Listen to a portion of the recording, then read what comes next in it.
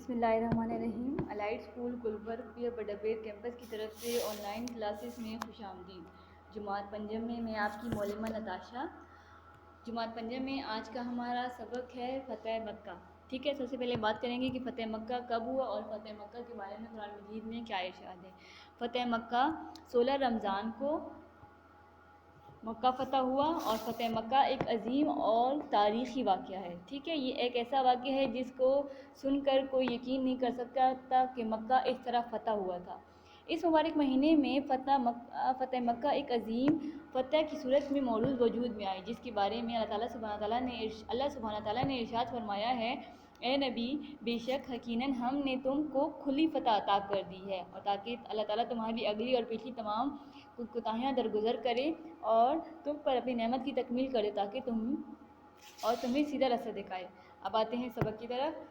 مکہ مکرمہ میں یہ خبر جنگل کی آگ کی طرف پھیل گئی کہ رسول اللہ صلی اللہ علیہ وآلہ وسلم ایک لشکر کے ساتھ اب اس طرف آ رہے ہیں۔ یہ سن کر کفار مکہ میں سناٹا آ گیا، وہ خوف سے سہمے ہوئے تھے، پریشانی اور بے چینی ان کے چہروں پر عیاں تھی۔ آج انہیں اپنے مظالم یاد آ رہے تھے جو انہوں نے سالوں تک مسلمانوں پر ڈھائے تھے۔ اللہ کے رسول صلی اللہ علیہ وآلہ وسلم کی ساتھ کی گئی زیادتیاں اور سب ایک ایک کر کے یاد آ رہی تھی۔ جب انہوں نے رسول اللہ صلی اللہ علیہ وسلم کی راہ میں کانٹے بچھائے، آپ صلی اللہ علیہ وسلم پر پورا کرکٹ اور خاک پھینکی، پتھر برسائے، آپ صلی اللہ علیہ وسلم کا مذاق اڑایا، مجنون اور جادوگر کہہ کر پکار آپ صلی اللہ علیہ وسلم کو جان سے مارنے کی ناپاک سازش کی، آپ صلی اللہ علیہ وسلم کے خاندان کو 3 سال تک ایک گھاٹی پر رہنا پڑا، آپ صلی اللہ علیہ وسلم کی ساتھیوں کو تپتی ریت مطلب گرم ریت پر لٹایا، انہیں مارا پیٹا، گلیوں میں گھسیٹا، کئی بے گناہ مسلمانوں کو ناحق قتل کیا۔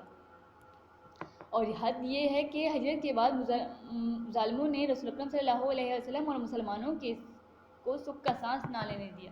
ٹھیک ہے، رسول اللہ صلی اللہ علیہ وآلہ وسلم نے مکہ سے مدینہ ہجرت کی تھی۔ کیوں؟ رسول اللہ صلی اللہ علیہ وسلم کو جب وحی ملی تھی، ٹھیک ہے، اللہ تعالیٰ کی طرف سے حضرت جبرائیل علیہ السلام وحی لے کر آئے تھے، تو اس کے بعد اللہ تعالیٰ نے حضور صلی اللہ علیہ وسلم کو حکم دیا تھا کہ ابھی آپ اس کی تبلیغ مکہ میں کریں، مطلب مکہ میں اسلام پھیلانے کی کوشش کریں۔ حضور صلی اللہ علیہ وسلم نے 10 سال تک مکہ میں تبلیغ کی، لیکن مکہ والوں کے دل کیا تھے؟ ذرا سخت تھے، جس کی وجہ سے سب لوگوں نے اسلام قبول نہیں کیا اور حضور صلی اللہ علیہ وسلم پر طرح طرح کے مظالم کرنے لگے، اور جو مسلمان ہوئے ان کو بھی بہت زیادہ اذیتیں پہنچانے لگے۔ تو حضور صلی اللہ علیہ وسلم جب مسلمانوں کو خبر ہوئی کہ حضور صلی اللہ علیہ وسلم مکہ فتح کرنے آ رہے ہیں، تو سب لوگ کیا تھے؟ سب کفار کیا تھے؟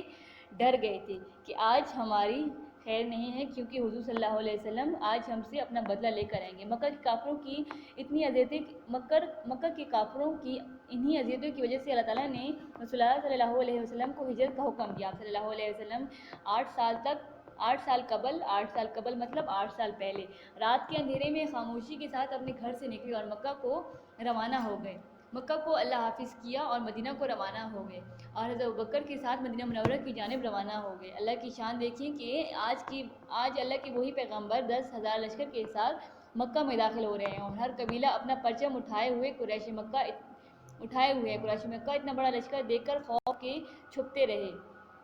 کے مارے چھپتے رہے۔ ہر شخص پناہ کی تلاش میں تھا، لیکن کوئی پناہ گاہ نظر نہیں آئی۔ اتنے میں یہ اعلان ہوا کہ جو شخص ہتھیار پھینک دے یا خانہ کعبہ کے اندر بیٹھ جائے یا ابو سفیان کے گھر میں چلا جائے، اپنے گھر کے دروازے بند کر لے، وہ امن میں رہے گا۔ مطلب تمام لوگوں کو، تمام کفار مکہ کو اپنے مظالم یاد آ رہے تھے کہ انہوں نے کہا تھا کہ حضور صلی اللہ علیہ وسلم مکہ فتح کرنے آئے ہیں، تو آج کے دن ہماری یا تو ہمیں قتل کر دیں گے یا ہمیں مکہ سے نکال دیں گے۔ لیکن اتنے میں حضور صلی اللہ علیہ وسلم نے کیا اعلان کیا کہ اپنے گھر میں رہا، جس نے ہتھیار پھینک دیا، جو ابو سفیان کے گھر چلا گیا، وہ امن میں ہے۔ تو ابو سفیان کون ہے؟ ابو سفیان حضور صلی اللہ علیہ وآلہ وسلم کا اور مسلمانوں کا سب سے بڑا دشمن تھا۔ ٹھیک ہے، جتنی بھی جنگیں ہوئیں، غزوہ بدر، غزوہ خندق، جتنی بھی جنگیں ہوئیں، ہر جنگ میں ابو سفیان کیا تھا؟ مسلمانوں کے خلاف لڑ رہا تھا۔ بہت سے مسلمانوں کو ابو سفیان نے شہید بھی کیا تھا، لیکن فتح مکہ کے موقع پر حضور صلی اللہ علیہ وسلم نے حضرت ابو سفیان کو معاف کر دیا اور ان کے گھر کو امن قرار دیا، ان کے گھر کو امن کا گھر قرار دیا۔ یہ دیکھ کر حضور صلی اللہ علیہ وسلم کا یہ اخلاق دیکھ کر ابو سفیان کا دل نرم ہوا اور اس نے اسلام قبول کر لیا۔ اس عالم میں فتح مکہ بیت اللہ کی جانب آہستہ آہستہ بڑھ رہے تھے. سبحان اللہ. اس عظیم فتح کی شان تو دیکھیں کہ جس اونٹنی پر خود سوار تھے. اس عظیم فاتح کی شان تو دیکھیں کہ جس اونٹنی پر خود سوار تھے اس پہ اپنے غلام کے بیٹے کو بھی بٹھایا ہوا تھا. انکسار دیکھیں کہ سر اللہ کی حضور جھکائے ہوئے زبان مبارک پر کلمہ جاری تھا. صلی اللہ علیہ وسلم صحن کعبہ میں داخل ہوئے اور بتوں کو ایک کر کے گراتے جاتے اور فرماتے جاتے کہ حق آ گیا اور باطل مٹ گیا. باطل کو مٹنا ہی تھا. مطلب حضور صلی اللہ علیہ وسلم مکہ فتح کرنے جا رہے تھے لیکن حضور صلی اللہ علیہ وسلم نے عاجزی اور انکساری دکھائی. حضور صلی اللہ علیہ وسلم نے غرور نہیں کیا. حضور صلی اللہ علیہ وسلم نے یہ نہیں کہا کہ میں سب سے بڑا فاتح ہوں, میں یہ مکہ فتح کرنے آیا ہوں تو حضور صلی اللہ علیہ وسلم تھوڑا اکڑ کر چلے. نہیں, حضور صلی اللہ علیہ وسلم عاجزی اور انکساری سے چلتے رہے. اللہ کے محبوب رسول اللہ صلی اللہ علیہ وسلم خانہ کعبہ کا دروازہ کھول کر اندر داخل ہو رہے تھے کہ آپ صلی اللہ علیہ وسلم کے ساتھ بلال حبشی بھی تھے. حضرت بلال رضی اللہ تعالیٰ کون تھے؟ حضرت بلال رضی اللہ تعالیٰ عنہ مسلمانوں کے اور پہلے مؤذن تھے. ٹھیک ہے, سب سے پہلے اذان کیا تھی؟ سب سے پہلے مؤذن کون تھے؟ حضرت بلال رضی اللہ تعالیٰ عنہ تھے. اور اللہ کے نبی صلی اللہ علیہ وسلم نے اپنی پیشانی خاک پر رکھ دیا. اور یہ شکر کی گھڑی ہے کہ اللہ کے عظیم پیغمبر صلی اللہ علیہ وسلم نے اپنا رب کا شکر ادا کیا. مطلب نبی کریم صلی اللہ علیہ وسلم نے کیا کیا؟ اپنا سر حضرت اللہ تعالیٰ کے حضور میں جھکا دیا اور اللہ اکبر کے نعرے گونج اٹھے. اللہ کا شکر ادا کرنے کے بعد فتح مکہ حضرت محمد صلی اللہ علیہ وسلم خانہ کعبہ فاتح مکہ حضرت محمد صلی اللہ علیہ وسلم خانہ کعبہ سے باہر تشریف لائے. لوگوں کا ہجوم اللہ کے محبوب رسول اللہ صلی اللہ علیہ وسلم کے فیصلے کے منتظر تھے. سب پر خاموشی تاری تھی, سانس رکی ہوئی تھی ان کی. اور حضرت محمد صلی اللہ علیہ وسلم پر وقار مگر مہربان لہجے میں اہل مکہ سے پوچھا, اہل مکہ تمہارا کیا خیال ہے؟ میں تمہارے ساتھ کیا سلوک کرنے والا ہوں؟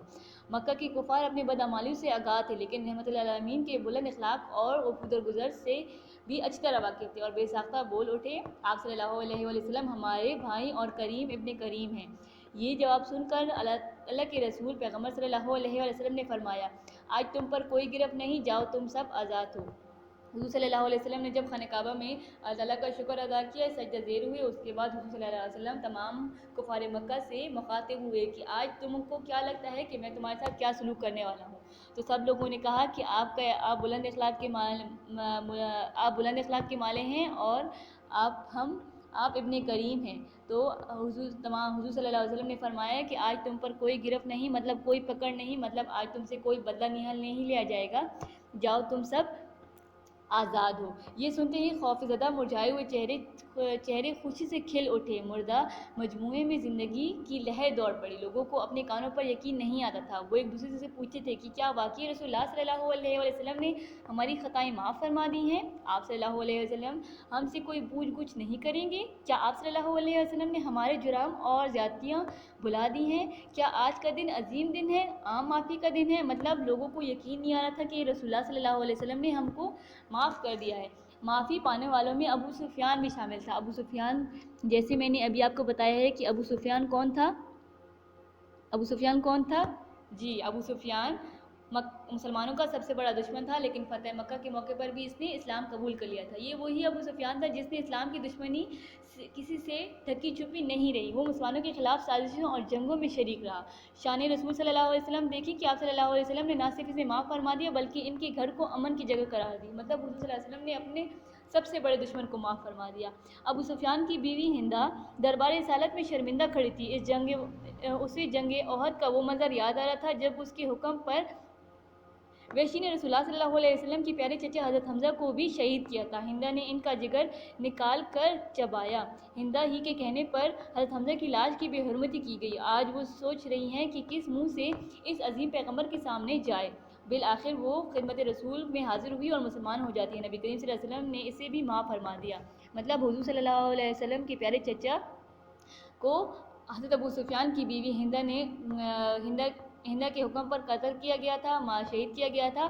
تو لیکن حضور صلی اللہ علیہ وسلم نے بھی ان کو بھی معاف فرما دیا. کیوں؟ کیونکہ حضور صلی اللہ علیہ وسلم کی اس سے بدلہ نہیں لیتے تھے. حضور صلی اللہ علیہ وسلم ہمیشہ معاف فرما دیتے. حضرت حمزہ کی قاتل وحشی کو اپنی معافی کا یقین نہیں آ رہا تھا. وہ خوف کے مارے مکہ سے بھاگ گیا تھا. کچھ عرصے چھپتا پھرتا اور آخرکار رحمت للعالمین کی خدمت میں پیش ہو کر اسلام قبول کر لیا. فتح مکہ کے موقع پر کوئی سفر پر تشریف فرمایا. تقریباً اہل مکہ مسلمان ہو چکے تھے. رسول اللہ صلی اللہ علیہ وسلم مسلمان ہونے والوں سے باری باری بیعت لیتے اور آج اس عظیم पैगम्बर सल्लल्लाहु अलैहि वसल्लम ने अपने अखलाक और अकूद दरगुजर के बदले में मक्का ही नहीं बल्कि अहले मक्का के दिल भी फ़तह कर लिए थे। मतलब हुजूर सल्लल्लाहु अलैहि वसल्लम ने क्या किया था, सबको माफ़ करवा दिया था। सब लोग के दिल में यही डर था कि हुजूर सल्लल्लाहु अलैहि वसल्लम हमसे बदला लेंगे या हमें कत्ल कर देंगे या हमें माफ़ कर देंगे। लेकिन हुजूर सल्लल्लाहु अलैहि वसल्लम के बुलंद अखलाक की वजह से सब लोगों ने क्या कर दिया था, सब लोग हुजूर सल्लल्लाहु अलैहि वसल्लम सब लोग के दिल पर असर कर गया और सब लोगों ने इस्लाम कबूल कर लिया था। आई थिंक होप्स आप फ़तह मक्का के बारे में जान गए होंगे कि फ़तह मक्का क्या है, फ़तह मक्का कब हुआ, फ़तह मक्का में हुजूर सल्लल्लाहु अलैहि वसल्लम ने लोगों के साथ क्या सलूक किया, फ़तह मक्का में हुजूर सल्लल्लाहु अलैहि वसल्लम लोगों के साथ क्या सलूक कर दिया। फ़तह मक्का में हुजूर सल्लल्लाहु अलैहि वसल्लम ने सबको क्या कर दिया था, माफ़ फरमा दिया था, ठीक है। और जिसकी वजह से तमाम लोग क्या हो गए थे, जिसकी वजह से तमाम लोग मुसलमान हो गए थे। ये एक अजीम फ़तह है, ये वो पहली और वाहिद फ़तह है जिस फ़तह में ना कोई काफिर मरा और ना कोई मुसलमान शहीद हुआ था।